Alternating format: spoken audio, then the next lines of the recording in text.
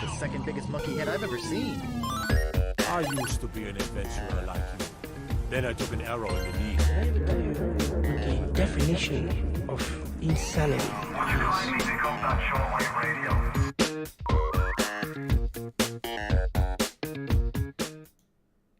Hello and welcome to episode 39 of PvA Radio. I'm one of your hosts, Luke Croft, and joining me, as always, he's rocking a fresh new haircut. It's the first time I've commented on it. It's not super fresh. It's like 3 weeks, a month old, but regardless. More than a month. It's time for the next haircut, in fact. It's Larry Hunt, ladies and gentlemen. Wow, more than a month. So how long has it been, Larry, since I've neglected to bring up your brand new hairdo? I believe 5 weeks. Pushing 6. Inspired by one Captain America. That's what I'm going for. It's a little struggle because I got a lot of growing of hair to do, and my hair's more wavy, so we'll see how it pans out. All right. Well, it's just going to be Larry and I tonight, hearkening back to the old school Player 3 podcast days. Cody is dealing with some unexpected stuff that came up. He had every intention of joining us tonight, but is unable to be with us. So we're going to carry on without him. Normally when that happens, we only do 2 topics. However, there's a lot of good stuff to talk about this week. And so we're going to maintain the 3 topics. I have just absorbed his topic and I will do 2. So all of that being said, this is PvA Radio. We get together each week over here on twitch.tv/PvA Radio on Wednesdays at 9:30 p.m. Eastern Time. And each of us brings one of the biggest gaming news stories of the week to the table, and then we have an in-depth discussion about it. It's like a collaborative audio feature article, if you will, or CAFA. And Larry, what do we want people to do with that? Tattoo it. To your forehead. Your forehead. And also spam it in the chat if you're a subscriber. So it is now, we now have a CAFA emote that has been approved over on our Twitch channel. If you are a subscriber to that channel, you can use that. Also, while we're in this kind of housekeeping section over here on Twitch, we have joined the affiliate program. So you can now subscribe to our channel at a tier 1 for $5, and then all the tiers that come after that. Or you can use your Twitch Prime subscription on us if you so choose, and we would certainly greatly appreciate that. If you subscribe to our channel or follow our channel during the live stream, we'll give you a shout out while we're in between topics. We won't stop things just because we want to keep it kind of clean for the audio listeners. And that being said, if you can't catch us live over here on twitch.tv/PvA Radio, you can catch us on all of the podcast services everywhere and youtube.com/PvA Radio. Do you like that segue, Larry? Was that good? Segue. Yeah. Segue. It's pretty good. It's all right. All right, man. I've got some housekeeping to get to.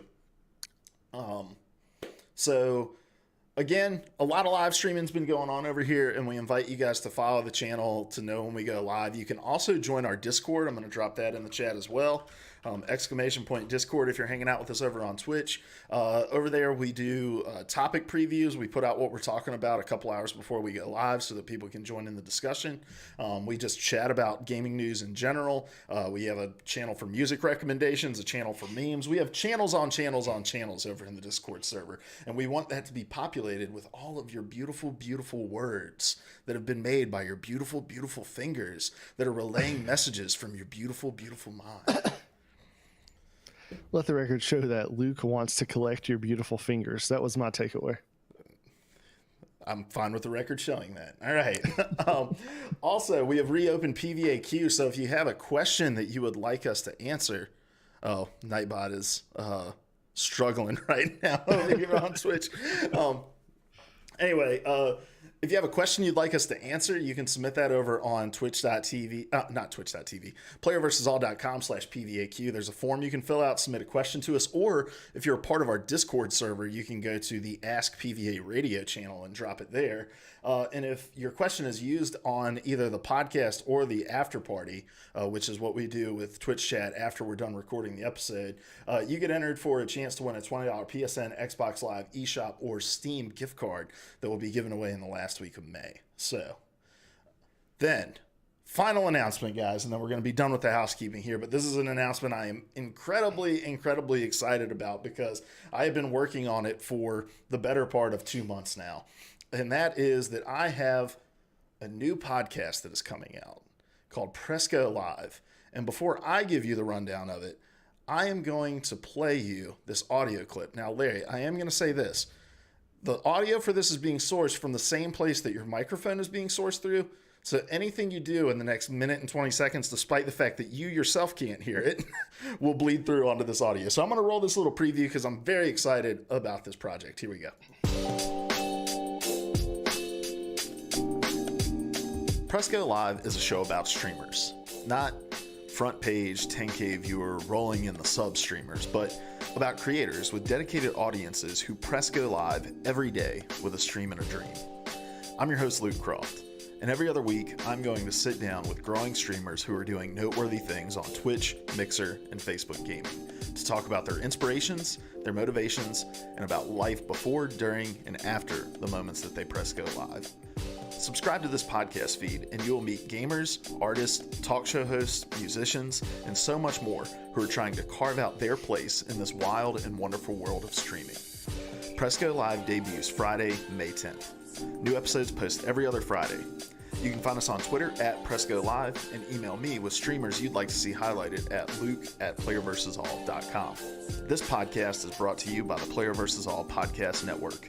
Find all of our shows at playerversusall.com/podcast. You can find me, Luke Croft, on Twitch at twitch.tv/PvA radio. Thanks, and see you May 10th.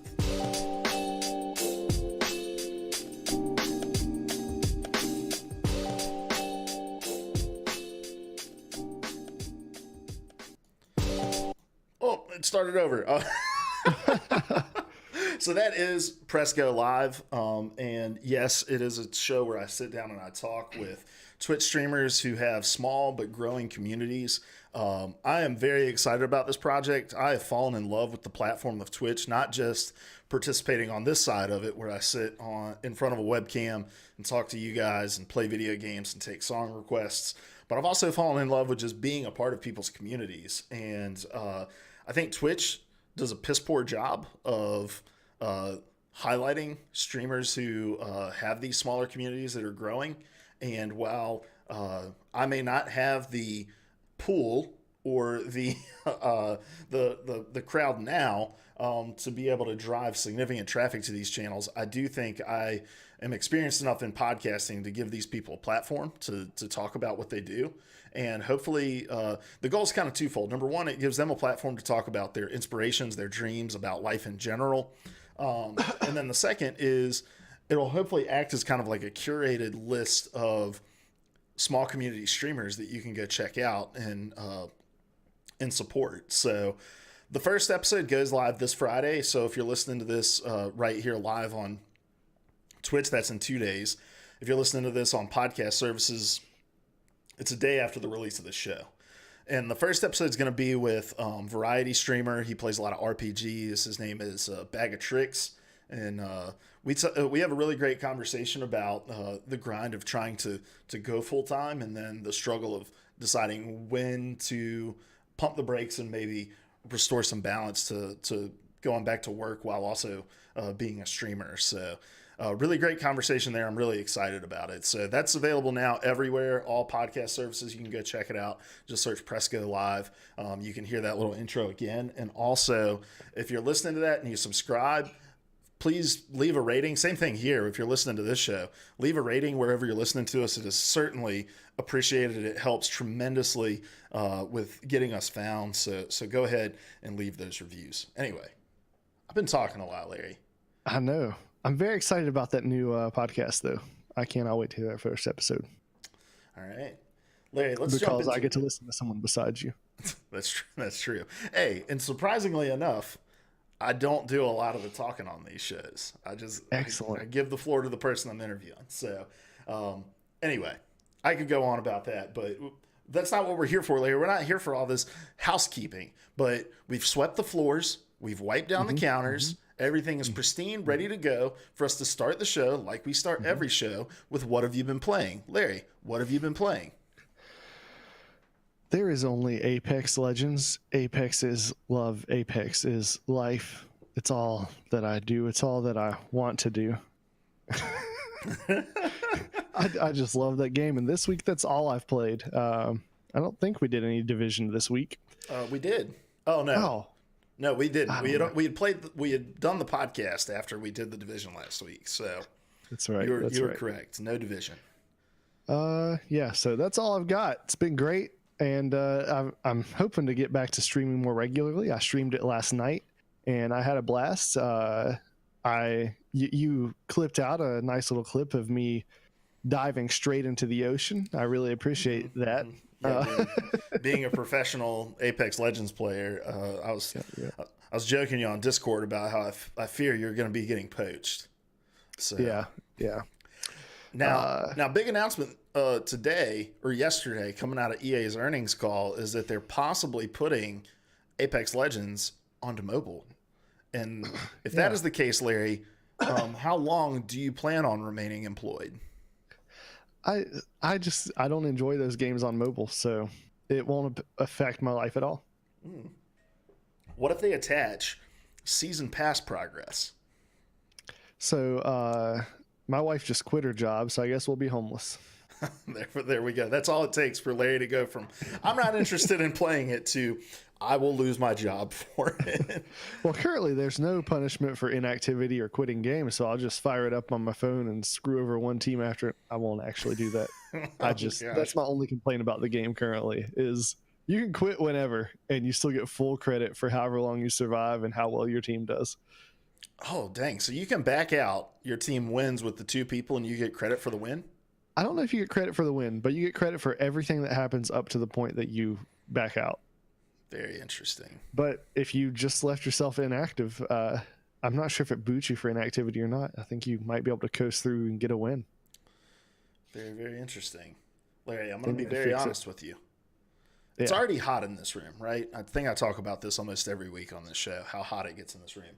I've compounded that now with this delicious Ballast Point beer that is making me very sweaty behind the knees as I tend to get when I consume alcohol. So I will try to muster up the comfort to continue on with this show. But if I DFO in the middle of this, then you have to carry this solo, all right? I can do it. I believe in you. Let's see. What have I been playing? I've been playing a lot of stuff, but it's not a lot of new stuff. Like, it's new to me stuff, but it's not new stuff.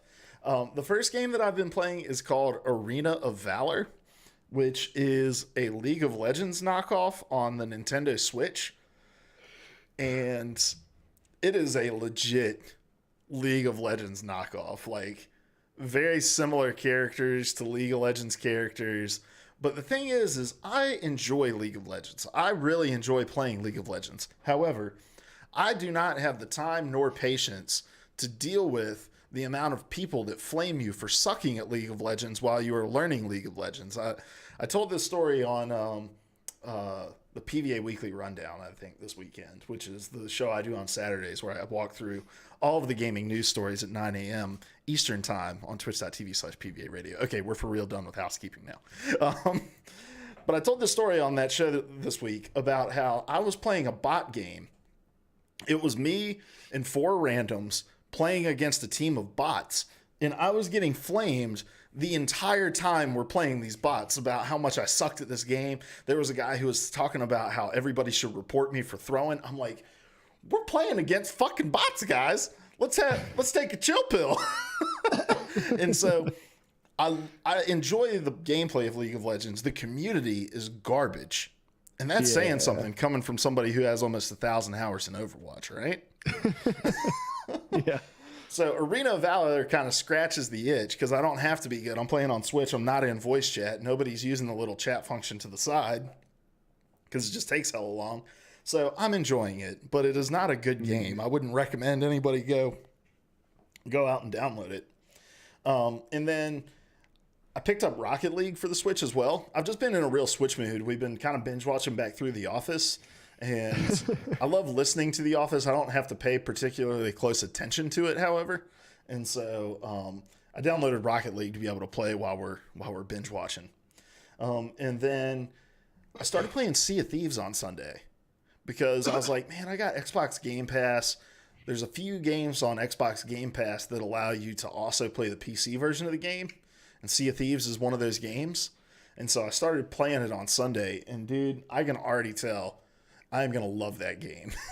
Yeah. And it's one of those games, like, it can be as intense as you want it to be while you're playing. Like, you can just go out and kind of sail around, and I'm in this small, really speedy ship, so I can try to, avoid other players out on the open sea, so I'm not having to constantly fight. Or you can go and you can run missions and try to rob other players' ships in the hopes that they've gathered treasure from different islands. And the customization is really cool. The mission structure is really cool. It was a little frustrating at first because the game doesn't particularly like tell you what to do. Yeah. So the first mission, I had received these like contracts from a vendor. It's like this, I don't remember what they're called, but essentially you can trade in chests and they give you currency that you can spend at different merchants. But what they give you, it has like a little snippet of a riddle and then a map attached to it, but it doesn't, and some of them tell you like the name of the island, but some are just the shape of the island, right? And so you have to zoom out from the map on your ship and find the island that matches the shape of the island on the map that they gave you in order to know where to go. And then once you get on the island, you have to orient yourself to be able to figure out where the X is so that you can start trying to dig up the treasure. So it's a lot of fun, man. And I don't know how much it is anymore, but it's definitely a game I would recommend picking up. It has crossplay, so I can play on PC while my friends play on Xbox.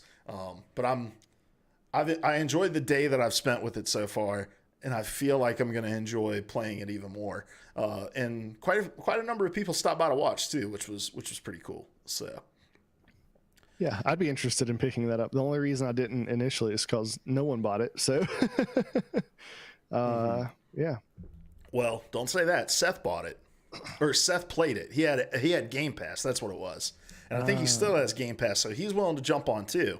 And then we can get a bigger boat. So that's the other thing. Like you have to select your boat at the beginning. There's 3 sizes. There's a small, medium, large. I went with a small boat because the chat was telling me like, hey, big boat, you need a crew. In order to sail it, to keep, water from getting in the hull, to man the sails, somebody up in the crow's nest, somebody manning the wheel, all that sort of stuff. It's hard enough running the small ship by yourself. I can only imagine what it would be like trying to run the big one. So if we can get a crew together, maybe play with some listeners as well. You can join the Discord server. We'll get some groups together to play. I would love to play with a big group of people on that game. I think it'd be a lot of fun. So, Bill for real, welcome to the stream. He says, "Hey guys, hope you're doing well tonight." I'm doing fantastic. Larry, how are you doing? I am tired but good. Tired but good. The constant state of Larry. As of recent. Ever since the children. All right, guys. That's all I've been playing this week. Let's jump into some gaming news stories, and let's start with a follow-up. Let me switch the screen here. Over 150 Riot employees walk out to protest forced arbitration and sexist culture. This is from Cecilia Anastasio and Nathan Grayson over at Kotaku.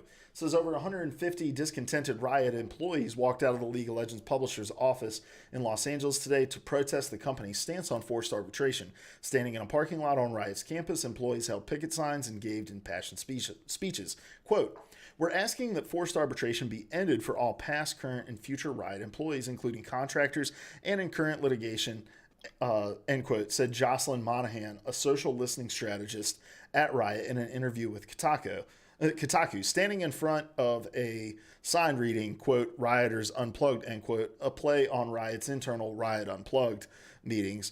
Monahan would later tell her assembled colleagues through a megaphone, asking to feel safe does not make you entitled. So we talked about this a little bit last week. This is just a follow-up to that story about there were talks of a walkout, and now those talks came to fruition earlier this week. And I don't think there's much more for us to say about this story. Bill for real says, "Heck yeah, worker solidarity." Absolutely. Like, this is what we were talking about last week. It requires a large group of people. This is the first employee walkout at a major developer in history. And, the collective power of a voice of people coming together and saying enough is enough about this particular thing can drive change. And so this is really cool to see. Yeah. All right. Let's move on. Let's get into our topics. Larry, I feel like I've been talking a ton. So I'm going to go a little bit out of order today, and I'm going to hand this over to you to talk about your topic. I apologize. I'm throwing you off a little bit, but it's all good. So first, sorry, I know this makes great television, but for once, I'm actually keeping up with the timestamps. So you're welcome. What? You're welcome. So my story is about Remedy, the developer that has given us Quantum Break and my favorite of their games, Alan Wake. Those rhyme. Did you realize that? I just realized that. Anyway, Alan Wake, since it's been mentioned, I must say, if you haven't played it, go play it. It's fantastic. But that's not what this story is about. This story is about how Remedy is preparing for the future. And so Remedy is known for their single-player experiences, and the article I have is from gamesindustry.biz. And the title of the article is Remedy Single-Player Games Are Stronger Now Than They Have Ever Been. Remedy single-player games are stronger now than they have ever been. And that title really caught my interest because over the course of the last 5 years, I would argue that there's a case to be made that single-player games, depending on how you define it, are not stronger than they've ever been. I think we've gone through kind of a challenging time as far as the demand for single-player games. That being said, there still are a lot of people that appreciate them. Remedy, that's their identity, and they don't have any intention of changing that identity. But the main takeaway from the story is that they're sticking with the single-player experience, and they're preparing for a future where there's going to be game streaming. They're waiting for that breakthrough of someone putting forth a Netflix of games, and they see themselves as a great option for populating the list of games that people might rent. So I want to talk about that business model a little bit, talk about their read of the future. But first, I want to start with the title. Single-player games are stronger now than they have ever been. Was single-player ever dying, as some people had postulated, or is it stronger than ever before, or is the truth somewhere in between? And why is that the case? How did it get to where it is? I don't think that single-player games were ever dying in the sense of they were never going to that we were going to reach a point where they weren't going to be around. Mm-hmm. I think there's always a space in the industry for great storytelling, but I do think that we still are under threat of some publishers abandoning the kind of linear single-player canned experience of just there's a start and a finish to it, just because of the finances of it, right? And they mentioned it in the article about how in the standard AAA industry today, you either sell 10 million copies or you're a failure. Yeah. And I think that is totally evident when you look at publishers like EA, like Ubisoft, these really big budget games that have to sell in order to just recoup the cost of the production of the game itself. Mm-hmm.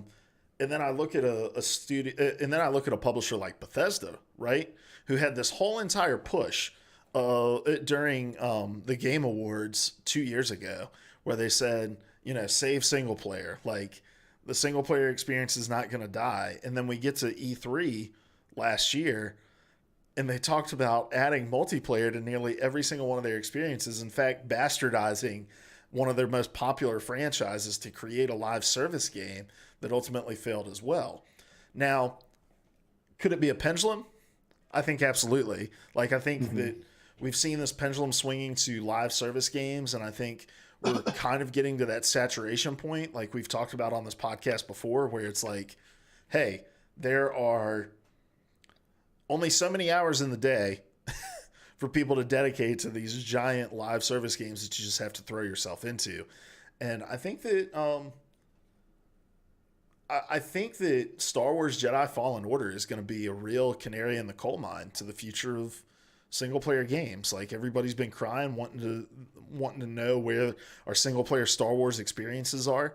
The EA line has just been that that's not what gamers want, and now it's time to put the money where the mouth is. And if the most popular one of the most popular franchises in the universe can't draw the eyes to make a single player AAA game profitable, then I'm not sure what AAA experiences that are single player could be profitable outside of, the masterpieces that have been like God of War, right? Yeah. I think that's a really fair read of the situation. Just so many publishers are getting gun shy on releasing these games because they are such a risk.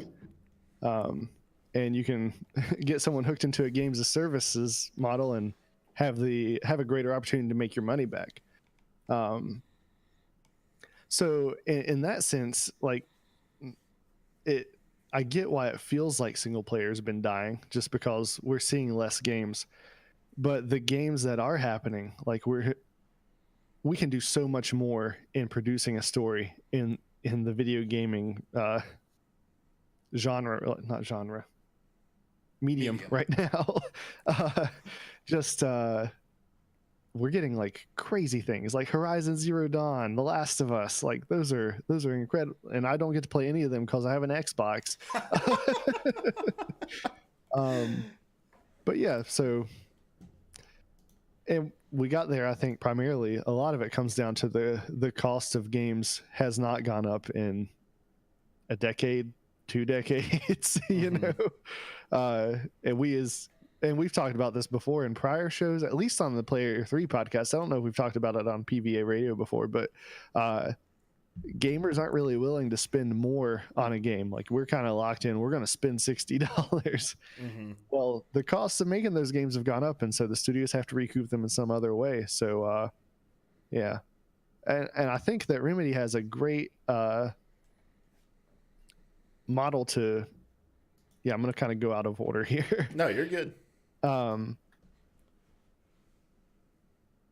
To address that issue, just the changes of technology, I think, are opening a window for these experiences to possibly be more successful. But basically, their read of the future is that we're moving toward game streaming services becoming the norm. And if you don't have to go through the hassle of producing all of these physical copies, there may be more room to recoup your money through streaming these games than through having to sell this target number of games. So what do you think of their read of the future? Do you think that there's a strong, really soon we're moving towards streaming? And if so, do you think that they're right, that this will be a better atmosphere for single player to flourish? Or do you think they're wrong? I don't know. I think it's a strange read of the situation, right? Because their argument is just like, hey, if we distribute via streaming platforms, it cuts out a lot of the middleman. Well, digital distribution has been a thing long before streaming has taken off. Now, I understand wanting to be on the cutting edge of the streaming conversation, but if your argument is that we're well positioned to succeed because we're going to take advantage of this for these reasons, and those reasons are reasons that have existed now this entire generation, where there are plenty of good. I mean, think about like Hellblade, Senua's Sacrifice, right? A great single player experience that was sold digitally for $30 because it didn't have to package itself and sell itself as a AAA, boxed delivery. Like, and so I don't know, that argument just seems a little misplaced to me, just considering where the gaming industry has been for the last 5 years. Mm-hmm. Yeah, I can see that. But the other component to where they landed on that was looking at, they did a big study on how many developers are actually filling the space that they're filling. And I think that you're right on the one hand that they could have been focusing on digital all this time. And with that in mind, it may have been a mistake that they haven't yet. But the other thing is that people will be, whoever launches this streaming service, like, they're going to be looking for who's going to populate that. Mm-hmm. And I think that they're right that they are positioned to provide single player experiences for that. But at the end of the day, it's still going to come down to, is that what the market is going to overwhelmingly want? And I think their read of the future is accurate, that we're moving towards streaming. That's happening. Yeah. But I do think that they are, I don't know. I think the situation's a little more risky than they're casting it as, for sure. But at the end of the day, right, if the streaming stuff doesn't take off, like, how hard is it for them to just take their game and be like, okay, we're going to release this in a more traditional way on, the PSN? Like, yeah. Also, Salty, welcome to the show. Welcome. Hi, Salty. I also realized that while I fixed our main overlay for having two people, I did not fix our story overlay. So that was real scuffed when I went to try to show it to the chat, the story we were reading. So we're not going to go back to that slide. But anyway, Apara Dadara, I want to throw this question in here. Oddly enough, man, we got two questions, right? About art being finite. And if we're getting to the point where we're running out of ideas, and I think that these kind of fit with the conversation that we're having now, we can get back to, and Saucy says professional streamers here. Absolutely. Hey, we're subs. We get paid to do this now. I mean, we're affiliates. We get paid to do this now, right?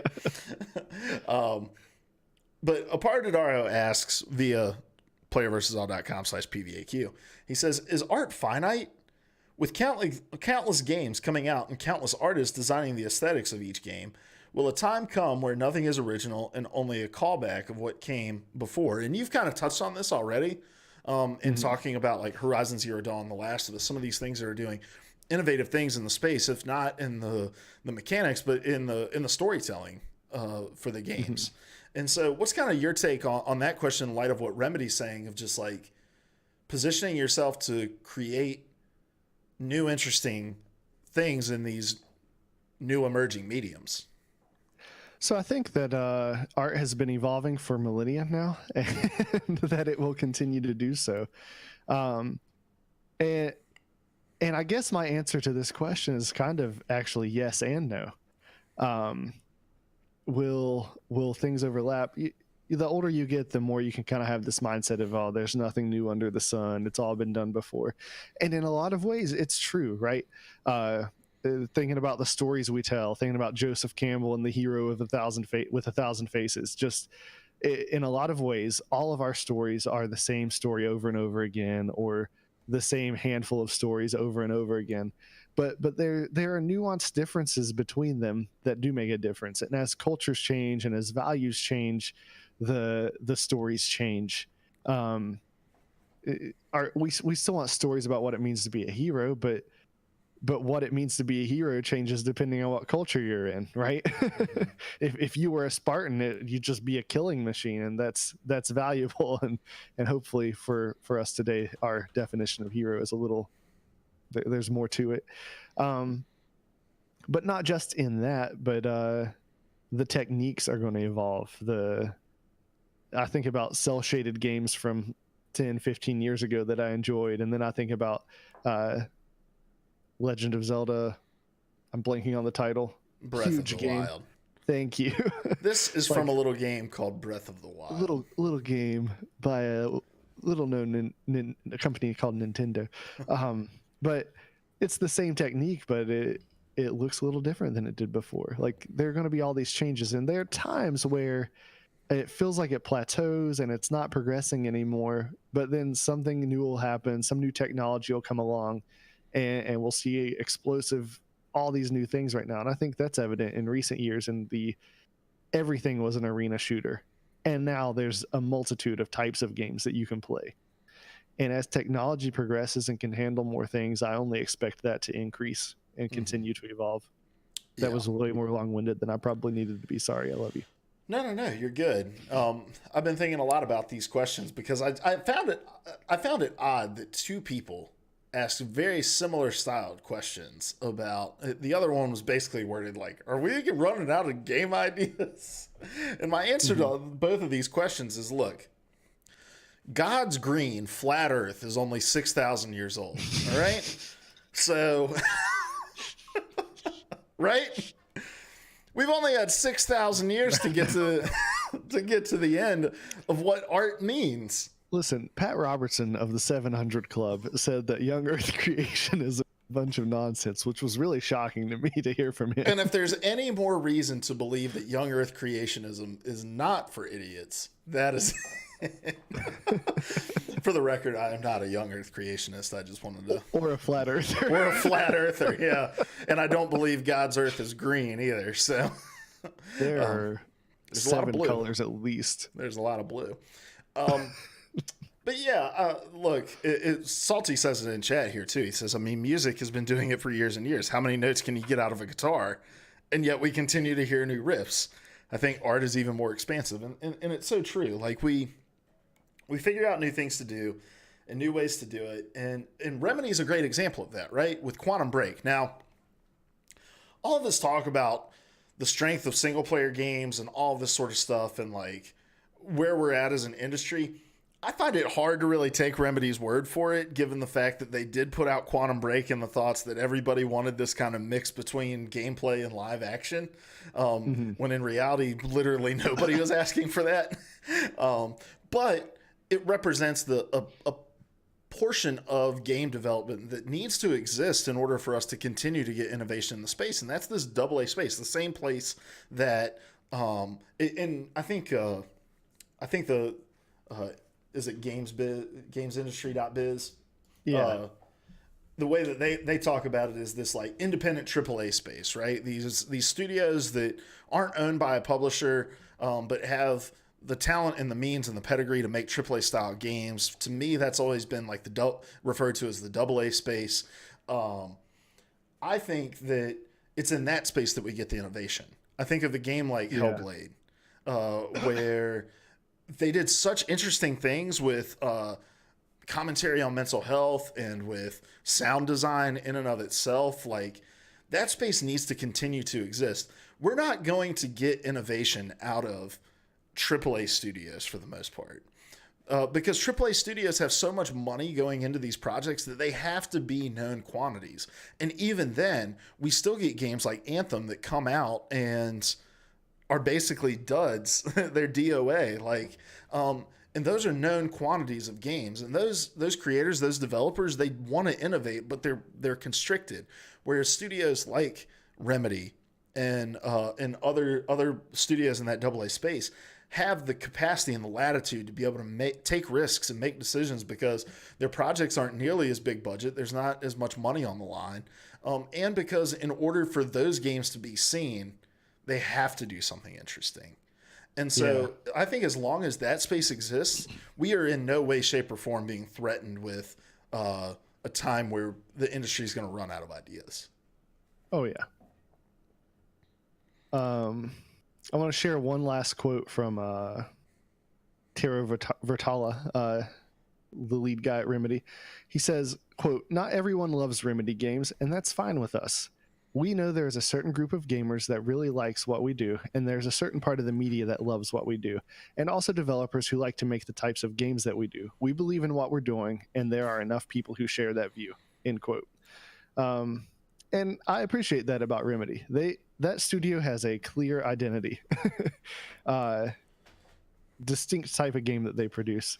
And I like that they don't feel like they need to change that to reach a bigger portion of people than they are. And not to say that they're not trying to get a greater player base or anything, but they're going to stay true to who they are. And I think that's good. And I think that quote actually ties into what you were saying. Like this AA space, that's where you're going to see the experimentation. Like these are the people that can afford to take the risks. And I'm excited about what Remedy's going to do, whether this risk pays off in the way that they think it will or not. Yeah, well, and I think that quote reminds us of something that I think we as people kind of in the bubble of gamers, of like, for lack of a better term, the hardcore gamer that like keeps up with news. We're like in forums and we're reading GameIndustry.biz, for God's sake, like that quote is really grounding for us, because I think that we have a tendency to believe that the echo chamber that we exist in is the actual voice of gamers at large.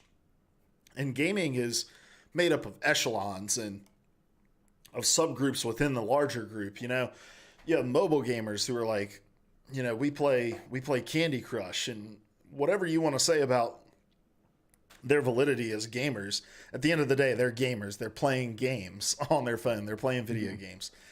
Then you have this other echelon, which I had most of my interaction with when I was working at GameStop, right? The people that were like, I own a PS4. I'm one of the 95 million people that own a PS4, but I play NBA 2K, Madden, and Call of Duty, and Grand Theft Auto. Those are the 4 games that I think of when I'm playing, right? And then you have the other tier of gamers that are looking for new experiences, right? They're looking for the God of War reboots. They're looking for The Last of Us. They're looking for the quantum breaks and the interesting things that Remedy is trying to do. What's the game that they've got coming up? Control? Is that the name of it? Yeah. Yeah. They're looking for those things, but it's tiers, right? And as you descend down into each tiers, those concentric circles get smaller. And so when you're thinking about, like, Control is not going to sell GTA numbers, right? Yeah. But you have studios like EA who want to sell GTA numbers. So they're not looking at Remedy saying, hey, can you make Control? They're looking at BioWare and saying, let's rip you away from everything you've been known for and have you make Anthem. Like, and that's where I think that's where the rubber meets the road in the conversation, is just that, like, what we want as individual gamers, I think we're going to have to start to look harder and harder for as time goes on, because it's going to be these studios like this that are making it. And I think Sony has rooted their identity in making games like this to the point where I don't think we're going to get to a time where Sony migrates away from those things. But for the most part, like, I think Microsoft in the coming years is going to be defined more for games as services and those sorts of things. And so we're going to have to look to this AA space, the independent studios who are capable of making AAA quality games, to get our fix of really fresh feeling experiences. All right. That is my impassioned speech to you here at the end of this topic. All right, let's move on to my topics. I've got 2. I've commandeered Cody's topic for the week. He was a last minute scratch due to some things going on in life. So I want to talk about Borderlands 3 preview coverage and about Randy Pitchford's behavior. Right? Now, I don't want to spend too much time talking about the specifics of what's been going on with Randy Pitchford, because we'd be here for quite some time talking about his reaction to the microtransaction stories that have gone on. And I'm sure at this point, these things have been well documented enough that if you're listening to this podcast, you've also heard stories about what Randy Pitchford has done. The latest incident, however, is what Cody has linked in here, and I'd show it to you if our story layout wasn't so scuffed from there only being 2 of us. So essentially, former Claptrap voice actor David Eddings confirmed that he was not going to be reprising the role of Claptrap due to some conflicts over how much he was going to be compensated for it, right? He claims that he said he would reprise the role for free if Gearbox would make good on promises to share royalties with him that he was never paid. And so, let's see. Salty as Chuck says he's so cringy already, and then the problems we're obviously going to discuss. Yeah. So Randy Pitchford has, like, a sordid past to begin with, right? A lot of things that have gone on in his past, but then we get to the things that have happened now that Borderlands 3 has been revealed. So David Eddings tweets out, and this was on May 2nd, in the morning of May 2nd. He says, no, for the first time, I insisted on getting paid for my performance, and all of a sudden they couldn't afford me.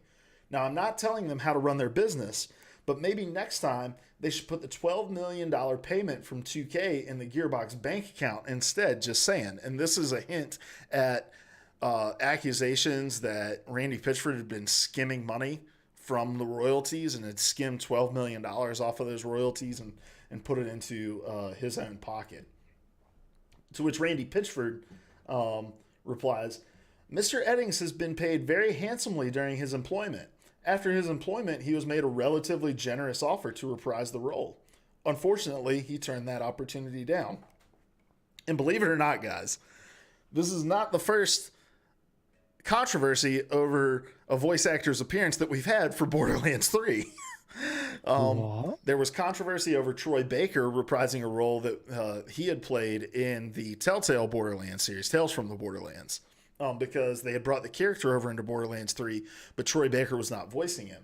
Troy Baker said he never received an invite. Randy Pitchford then tweeted, hey, he was invited, he turned it down. When Troy Baker pushed back on it, Randy Pitchford said, oh, I heard that he was offered an opportunity and turned it down. I don't know for sure.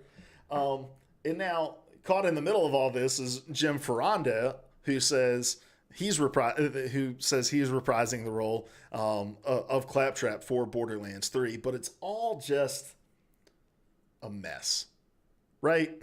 And at the heart of all of the messes swirling around Borderlands is one figure. When all of the dust settles, Randy Pitchford. That guy in the gas mask. No, Randy Pitchford. Oh. And so what Cody wanted to talk about tonight, and I think it is worth talking about, is why does Gearbox insist on putting Pitchford front and center when it comes to their games, when he is constantly surrounded in controversy? Why?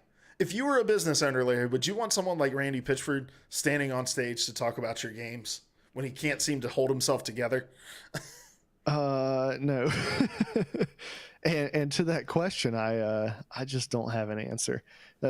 I wonder if it's the mindset of, hey, if there's controversy, people are at least talking about our game. You know, no press is bad press. But other than that, I have no idea. Mm-hmm. Yeah, it drives me crazy, man. Like, and I get it. Randy Pitchford has been the face for a long, long time.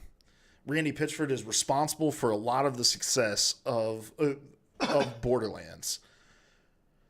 But at some point, and also I think that there are a lot of fans of Borderlands who don't give two shits about what Randy Pitchford is doing. Even people who are aware of the things that Randy Pitchford does. But I think at a point you have to say, Borderlands 3 is a release in a franchise who hasn't seen a new game in years. We are producing this game not only as a love letter to the people who have been fans of this franchise for years and years, but also as a entry point for people who are not familiar with the series but looking to get into a loot shooter that has a very robust PvE system, awesome co-op options, tons and tons, bazillions of guns that you can choose from, end quote. We want this to be an entry point too. And I think the more that you allow Randy Pitchford to just kind of run around as a loose cannon and do whatever the fuck he wants to do, the more of those people you're going to continue to alienate, myself included. Like, I look at this and it's just, and look, they asked Eddings if people should back out support because of the way that he was treated, and he said, nah. Gearbox is full of amazingly talented game developers. It's not fair to blame the employees for the actions of one person. Be kind. They're the ones forced to cringe and bear it every time the boss shoots himself in the foot.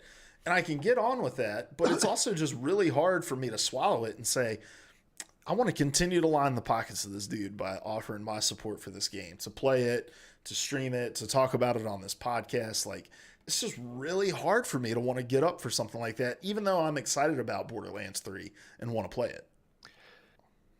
And as far as alienating your player base, like when people are huge fans of a character, it's always like, it's always off-putting to them to change the voice actor or the actor doing, you know what I mean? Like Claptrap is well known. I've played some Borderlands, but not a lot, but I know who Claptrap is. I recognize the voice. And when there's a good reason to make that change, that's one thing. But when the reason is, it kind of looks like they don't want to pay the guy, that's the kind of stuff that's going to make people angry. Oh, I'm sorry. I'd be remiss too if I didn't mention the fact that Eddings posted a response to what, and let me pull this up as well. While you're pulling that up, I'll go through.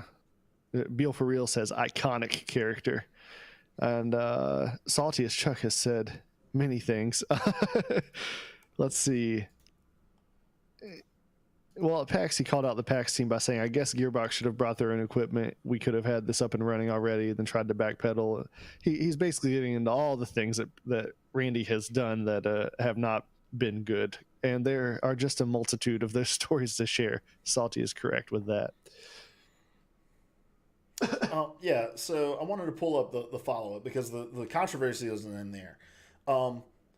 Randy Pitchford also refers to Eddings at one point as bitter and disgruntled. And at that point, Eddings took to Twitter and said this. He said, quote, "I was fine moving on after Gearbox, but when my former boss starts mouthing off about various aspects of my employment, including how highly compensated I was and how generous he is, I feel obligated to correct the record." End quote. This is Eddie, our boy Eddie over at GameSpot. Eddie. It says, in the Twitter thread, Edding said he had mixed feelings when Gearbox asked him in 2018 if he would come back to voice Claptrap for Borderlands 3. He said he was willing to put differences aside and do something cool for Borderlands fans with my friends at Gearbox. Edding said he offered to do Borderlands 3 work for free in exchange for Gearbox paying him past royalties, yada, yada, yada. Moving on, let's jump ahead. Eddings also brought up a significant claim against Pitchford, that Pitchford assaulted him in 2017. Eddings said Pitchford, quote, physically assaulted me, end quote, in a hotel lobby during GDC 2017. The alleged misconduct reportedly took place at the Marriott Marquis Hotel in downtown San Francisco. The situation surrounding the alleged assault is unclear, and Eddings did not say if he filed a police report.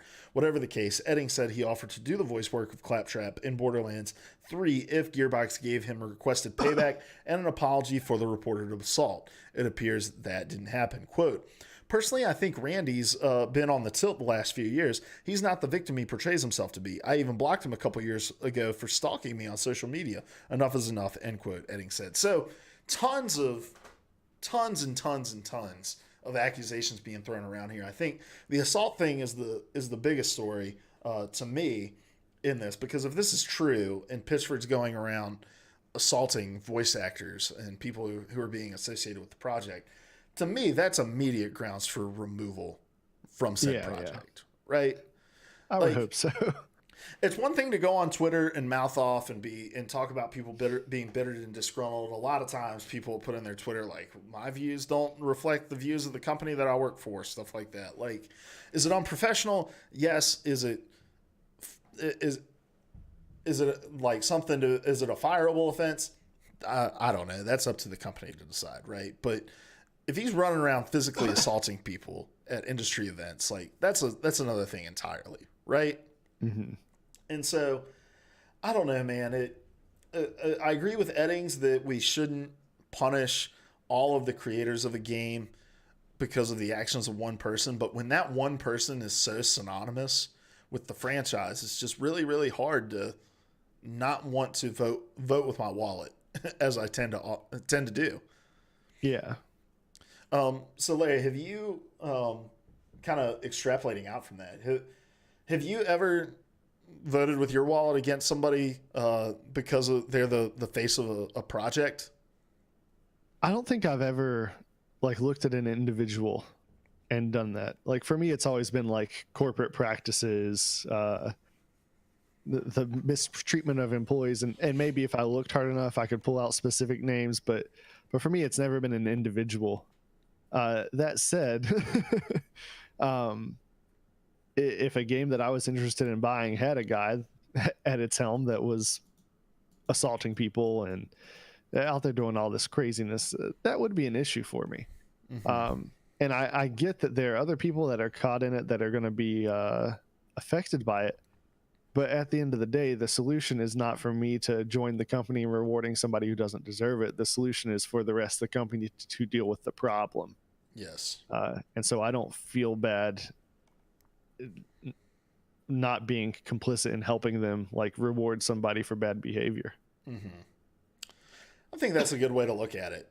And it's kind of like, we've talked a lot about the way that we as gamers have to respond to all the stories of crunch and the like negative work cultures that are going around. And at the end of the day, us not purchasing games because of crunch is only harming the makers of those games and their future employability, correct? Like, at the end of the day, it's on companies to take a stand and say enough is enough. And I think you're right. I hadn't thought about it in that way. Like, I think it is the responsible thing for us that if we are excited about a project in a game, and if that game appears to be good, and if the people that are making it have worked hard on it, if our interest is if we have interest in the game, we owe it to those people to buy and consume that game, but to hold the company's feet to the fire through coverage and through what we're doing right now and talking about it, that they hold those people accountable for the actions that they've taken while employed by that company. I can get on board with that. All right. Sorry, I wasn't sure if you were seeing everything that was being typed in chat here, but a lot of interaction. Let's see. Salty as Chuck talks about how the voice acting is very jarring. Reese, the character who was voiced by Troy Baker, doesn't sound anything like what he sounded like in Tales from the Borderlands, and it's jarring. So, I mean, interesting. Just think about putting a different voice actor to Master Chief in the next Halo game, right? It won't fly. Yeah. Or to Link in the next Zelda game. Right? Man. Yeah. Yeah. But yeah, so for me, like this, I could avoid buying the game and not feel bad about it. And I'm kind of impartial here, right? I have no intention of buying Borderlands 3 in the first place. But if I did have that intention, I could avoid buying it and I wouldn't feel bad because the company should do something about the problem rather than be upset with me. But I'm also not. This doesn't cross the line to where if people do buy the game, I'm like, oh well, you are complicit in covering this up. Just I think there's room for me to make that personal choice guilt free, but also understand the people that want to support the rest of the people making this game. But whatever outcry you can give to hold, like you said, hold their feet to the fire, I think that is something that we ought to do. Yeah. All right, Larry, let's move on to another major story. I had a topic that was planned out, and then so we always post it on our Discord, right? We say these are the 3 topics that we're going to cover, barring something crazy happening in the coming hours, because we post that around lunchtime.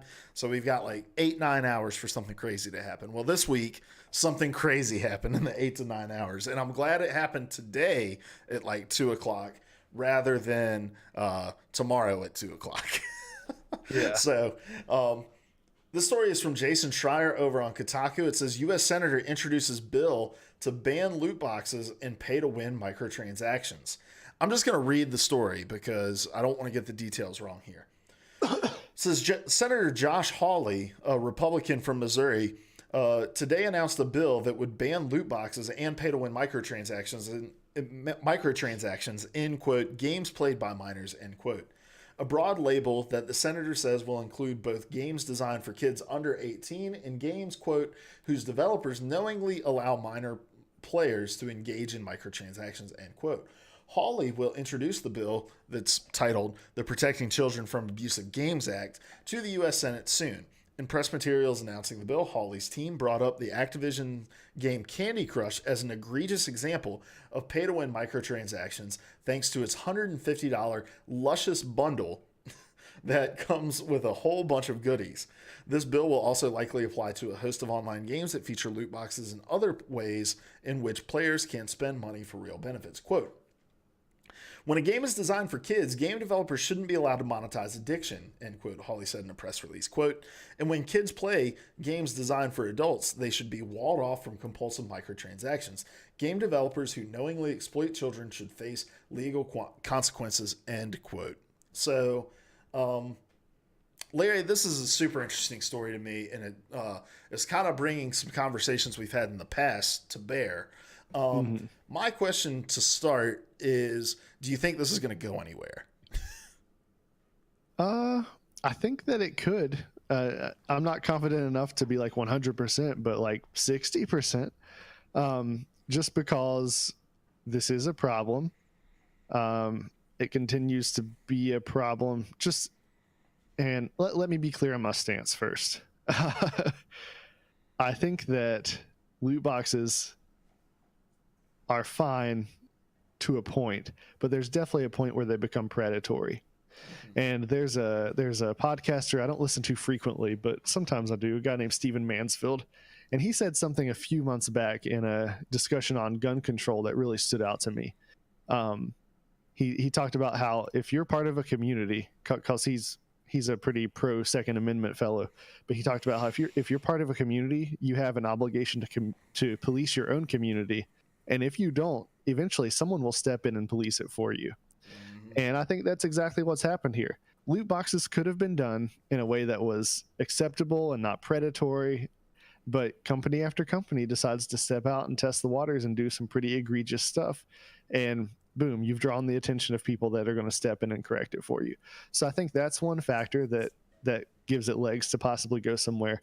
But then I think the other factor is that there are plenty of senators that can win some points by going head to head with the gaming community because gaming is being blamed for some other issues.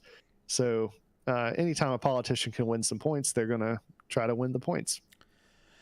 Yeah, and I don't want to get too insanely political on the show, but Sorry. I did. No, you're good. I say that because of what I'm about to say. I was very.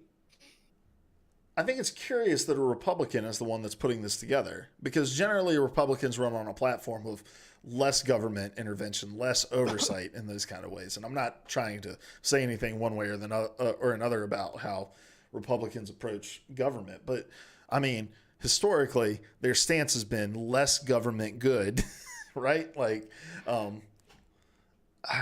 I would argue until the last few years, yeah. Stated. Their stated position. Stated right? position. Sure, yeah. But you're right, Larry. Like, this has gone on so long and it's become so predatory, and it is a literal preying on the nature of human beings themselves, in nature that is amplified in youth, of compulsiveness, not understanding the value of the money that you're spending, the ease with which that you can buy these loot boxes. I just think that it's insane to me that a Republican is stepping into an industry saying this industry can't do these things. And Beal for Real points out, not on social issues. They've always tended to be, and games included, but regulating it might actually be a good thing. Now, I will say this. I agree with Beal for Real. Games included, they've always tried to police the content of games, but this is the business side of games. This is the money-making side of games, right? Mm-hmm. And the gaming industry has a very large lobbying presence in the Capitol, which is why I don't think this is going to go very far. I do think this is grab some headlines. People are hearing about Josh Hawley for the very first time because of this story.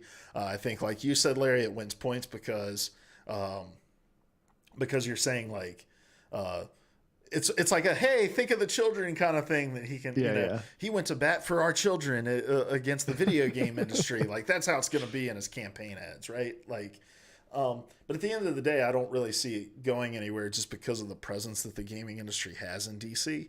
And they came out actually with this statement. It says, the Entertainment Software Association, the video game industry lobbyist group, sent over a statement shortly after this bill was introduced. Quote, numerous countries, including Ireland, Germany, Sweden, Denmark, Australia, New Zealand, and the United Kingdom, determined that loot boxes do not constitute gambling. We look forward to sharing with the senators the tools and information the industry already provides that keeps the control of in-game spending in parents' hands. Parents already have the ability to limit or prohibit in-game purchases with easy-to-use parental controls, end quote.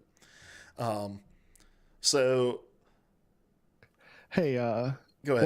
What's the easy to use parental control to I guess you can't put a passcode on. I'm being. Yeah, there's parental codes that can be put on to keep people from spending money, but I think that we have the responsibility to weigh what tools are available and what can we reasonably expect people to do, right? And I worked at GameStop long enough to know how unattached parents are in making decisions about how their children game.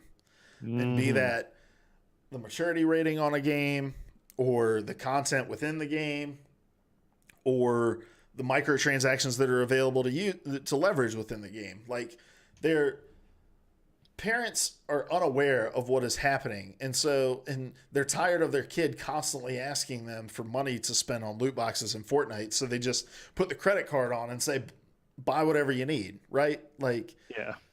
And I think that it's interesting that they leaned on the gambling language in their response when the gambling language was never used in the early presentation of what this legislation was going to be. Like, it seems defensive to me.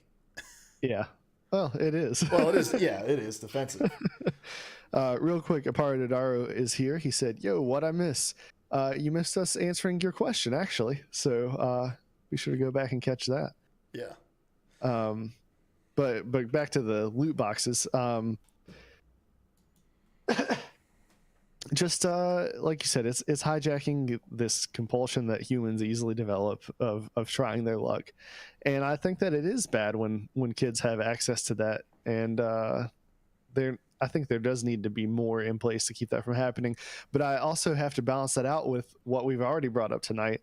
Gamers are unwilling to spend more on games, and the money has to be recouped somehow, and loot boxes can be a good system for that. I think it's just, you have a handful of people just ruining it for everybody by doing it in a predatory way. And this particular bill may not have the legs to proceed, but I do feel like sooner or later one of these is going to pop up and stick if the industry itself does not start to police this. I'm gonna be totally honest with you, man. Everybody, like, I'm a part of a bunch of gaming Facebook groups, and looking at on Reddit, and people are like excited about this, and they're excited about it in the hopes that it will go through. And I'm like, why? Why do you want the government sniffing around this conversation that the overwhelming majority of them have no fucking clue what they're talking about within it? Like, I am more excited about it this is what I hope for, right? I hope that this makes it dangerously close to being passed, only to get snuffed out at some point in the process, but forces the gaming industry to take a long look in the mirror at itself and get to the point where they're realizing what you've just stated. And that's also the Jim Sterling argument with this, is just that at a certain point, the gaming industry is going to have to look at itself and start policing itself, lest they allow some outsider to come in and start making decisions for them. And so I'm hoping that this legislation has enough legs to get it to almost the finish line without getting carried across, because I don't want to open up the precedent that the government can start saying what can and can't be put into video games, because I think that reaches a dangerous level. But I do want it to get close enough to where people start questioning. And so I guess, Larry, my question to you is, what do you want to see? How do you want to see the gaming industry respond? And what do you think regulating itself even looks like? So I think the big, clear, obvious abuse of it is anything pay to win. And even in my mind, it's one thing if you make it clear from the get-go that it's pay to win, but everybody who puts pay to win stuff in their game at some point is like, now it's not going to be pay to win, right? And I'm looking at one of my favorite games franchises here, right? Looking at you, Halo, with War, what was it called? Warzone. Like, it's not pay to win, but now you can buy these packs that give you all these weapons and stuff that it takes forever to earn the other way. But it's not pay to win. You can still win without this. You can just shell out real money for the best weapons. But it's not just Halo by a long shot. That's a ton of games. And I think that is going to pressure more people into spending money than would have spent money on something like cosmetics. So for me, like, that's the big obvious abuse of it. The other one was it Shadow of Mordor, the sequel? Shadow where, of War. Yeah. So you had to earn something to progress in the story through the loot boxes, and it was either grind forever or spend money. Like, that's predatory. All that kind of stuff. I'm a little more I'm accepting of the things on the cosmetic side. But I think that you have an obligation to give people a realistic understanding of their percentage chances of winning something, of getting a particular type of item. I think that's something that needs to be front facing. So those are places where I think we need to start. But then like the Candy Crush thing of $150 for all these items, it's just, I don't know. Candy Crush is a predatory game in the first place. Yeah, I think I don't think I necessarily agree with. I think the pay to win stuff, all that sort of stuff, all those kind of things, like, we as gamers just need to put our foot down about those things. Like, I don't think there needs to be regulations on those things. If you're dumb enough to want to pay for something to win it, like, I think Shadow of War, there was enough backlash about it that came out that there were changes that were made to it, right? I think it was a real gray area for Warzone in a lot of ways. I think they had their talking points down to where they could kind of talk their way out of it being pay to win. Where I really align with the proposed legislation and where I want to see the video game industry start to regulate itself better is in who these microtransactions are targeting. And I think about a game like Fortnite that's taken off in the community for minors and the amount of money that can be spent on loot boxes. I think about the bevy of mobile games that are targeted towards kids who are playing them that have microtransactions on them, and they're bombarding you with, hey, buy this in order to continue on with the game, buy this in order to get more lives, buy this in order to get your factory to level 2 faster so that you can get in-game items faster. There are all kinds of regulations on advertising to minors, and advertising has the same end goal of getting somebody to spend money. And I think that in the same way, the way that loot boxes are pushed and microtransactions are pushed in games should be regulated, because it's essentially in-game marketing to minors. Yeah. That's why, and there's also a bunch of laws around data collection for minors too. That's why, like, Facebook says, hey, you got to be 13 years or older to use our platform, because you can't collect data on 9-year-olds. Like, and so I think the gaming industry needs to start policing itself better in that regard. And I think, and this may seem extreme, I'd love to get your thoughts on this, Larry, and I'd love to get Chad's thoughts on this too. I would love it if the ESRB came out and said, look, if you come out with random drop loot boxes, your game is automatically going to be rated M. Automatically. Because I think of a game like Battlefront 2, right? Rated T. They would have had to have weighed the option of, do we want to limit our reach? Because it's the same thing with film industry, right? Like, think about Deadpool. Deadpool had such a hard time being made because it was like, in order for us to stay true to the character, it's going to have to be rated R. But if it's rated R, we're going to lose a large portion of our audience who enjoys superhero movies. And then they put it out and they ran into a million different other issues with parents who didn't understand and took their kid, yada, yada, yada. But it was a conversation point, right? Yeah. I think more game companies should be forced to sit in a boardroom and say, is our monetization model worth us losing a portion of our audience because of the ESRB rating that's going to be printed on this box? Bill for Real says, I think that's a good idea. And I'm with him on that. Right. My 9-year-old couldn't go to a casino. Yeah.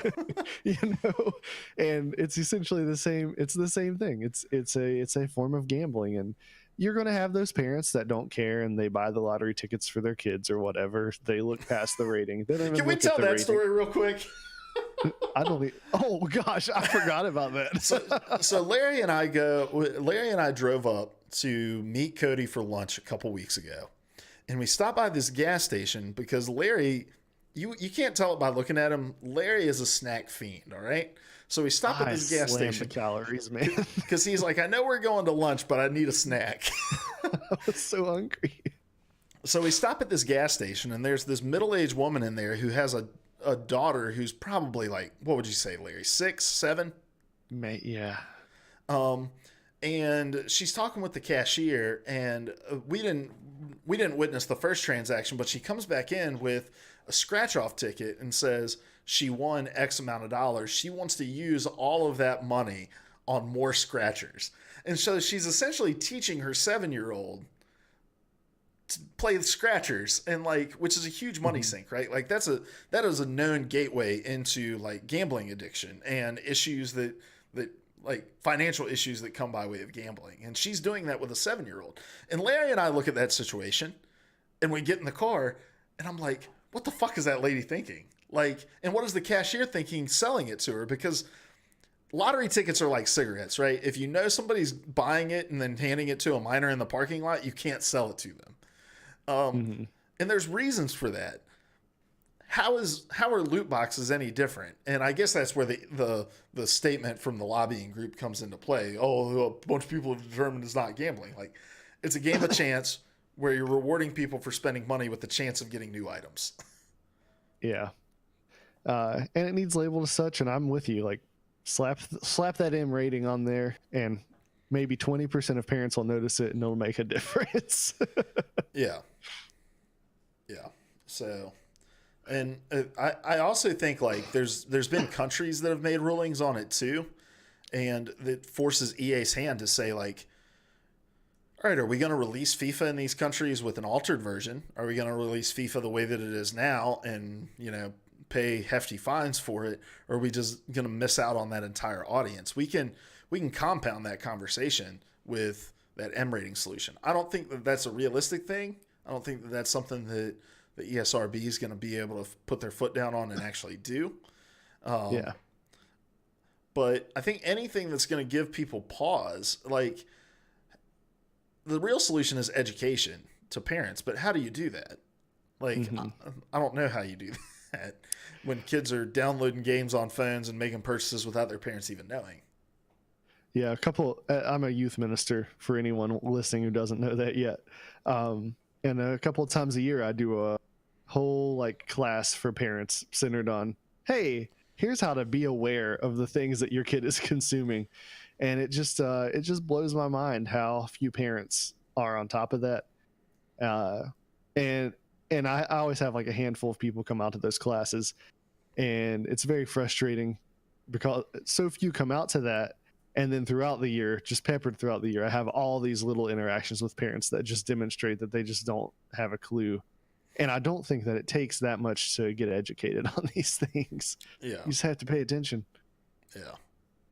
Maybe M-rated games should be like adult entertainment things on the shelves. They've got a cover over top of them. Maybe that will get the parents' attention.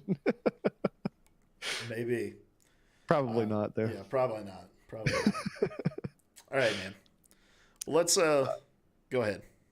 Saltiest Chuck just said something I thought was pretty funny. He said, "That's not a money sink. I did it once and I won $20. Only spent $5. That's a win." Yeah. Feel for real says special section in GameStop with beads to get in. They just shame you. You got to make like hella noise to get over into it. But the rating thing only goes so far the further and further we get into digital distribution too, right? Like you go to a GameStop and you try to buy Grand Theft Auto for your 8-year-old, and if the cashier is doing their job right, they're going to tell you what's in the game before you purchase it. But they don't do that on digital storefronts. A kid can go in and, you know, he doesn't even have to find a friend to sit on his shoulders and wear a trench coat and to go buy it. He can just buy it straight from the console. So, all right. Salty looks like he's about to tell a story. We may get to that.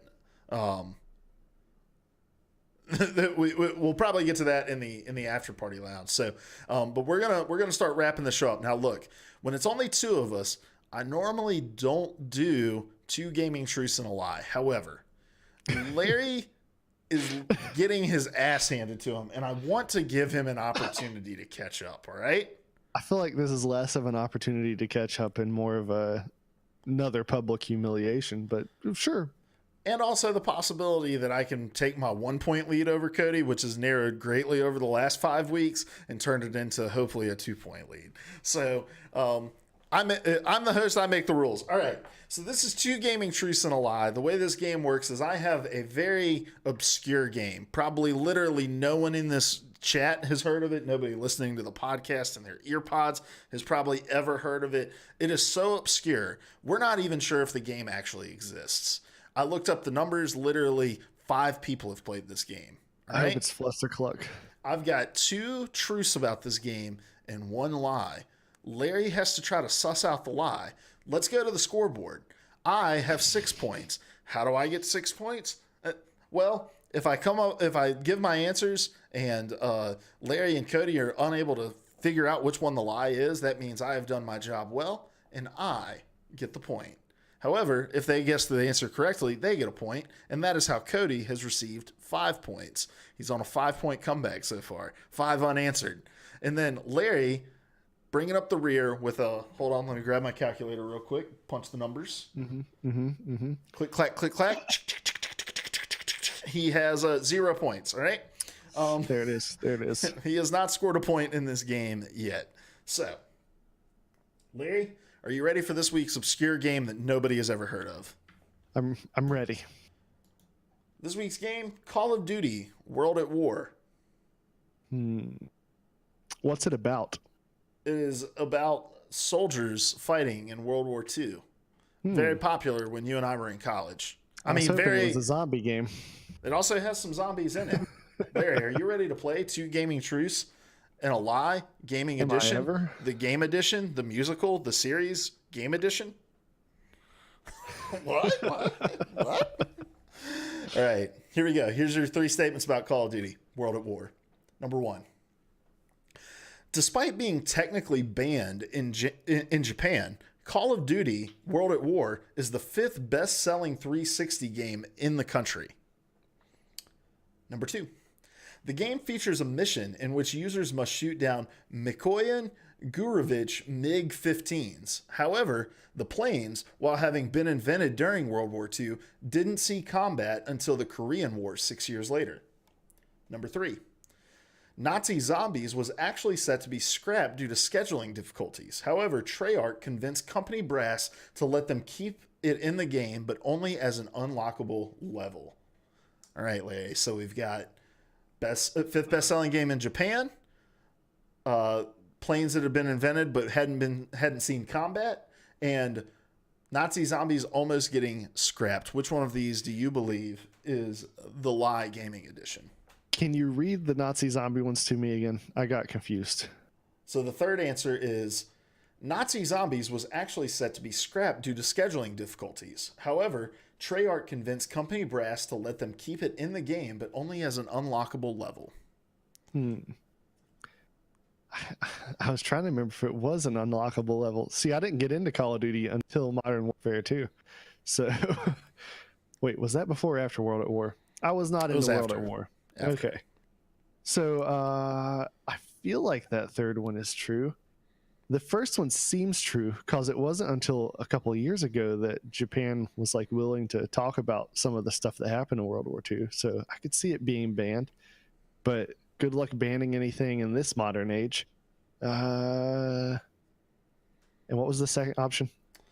About the plane that was featured in one of the missions, but while it had been invented during World War II, didn't see combat until the Korean War.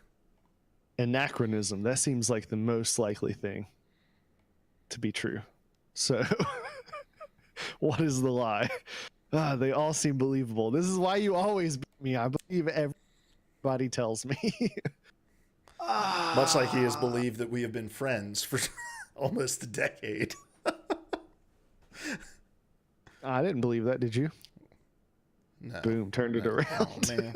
Oh, nuts. I'll go with the third one. The third one's the lie.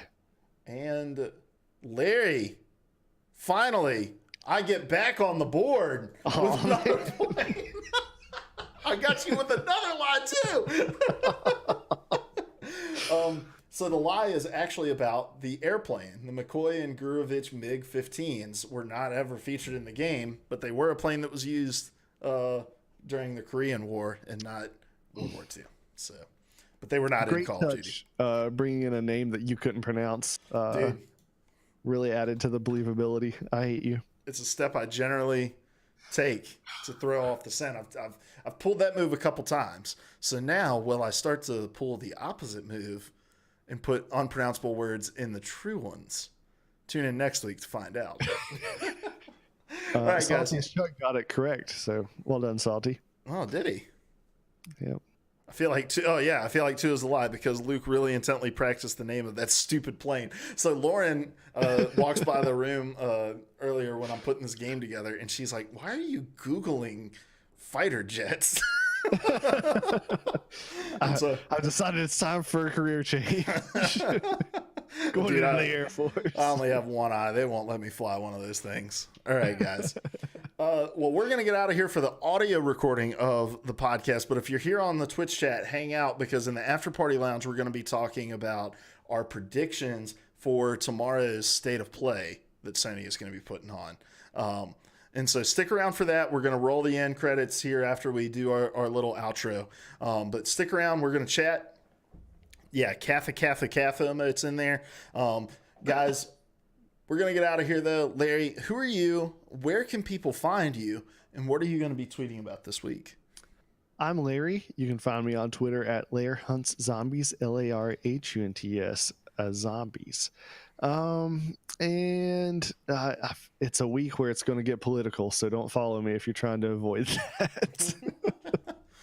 All right, awesome. I am Luke. You can find me on Twitter at Hoagie_OW. I'm just going to be tweeting out all kinds of facts about 1950s fighter planes that I've looked up.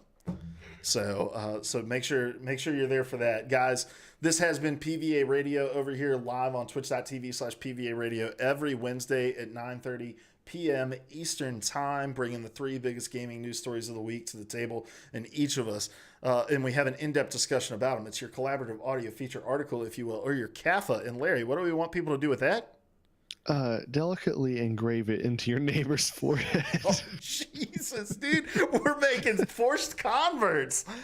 I'm for it. All right, get your neighbor's Twitch login also, and subscribe to the channel. All right, so that you can absolutely spam the CAFA emotes in the chat on their behalf. If you don't catch us live, you can find us on podcast services everywhere. Also, youtube.com/PvA. I didn't think that through. I'm so sorry. youtube.com/PvA Radio. You have a question you want us to answer, go over to playerversusall.com/PvAQ. Also look for Presco Live. We're going to drop the first episode in this feed as well, but definitely you go subscribe to those podcasts on podcast services everywhere. It's on Spotify, iTunes, all those places. You can also just go to playerversusall.com/press-go-live, and you'll be able to find all the links there. Guys, thank you so much for tuning in. If you're in the chat, keep hanging out with us. We're going to talk about state of play. But until next week, we love you. Goodbye. Why, that's the second biggest monkey head I've ever seen. I used to be an adventurer like you. Then I took an arrow in the knee.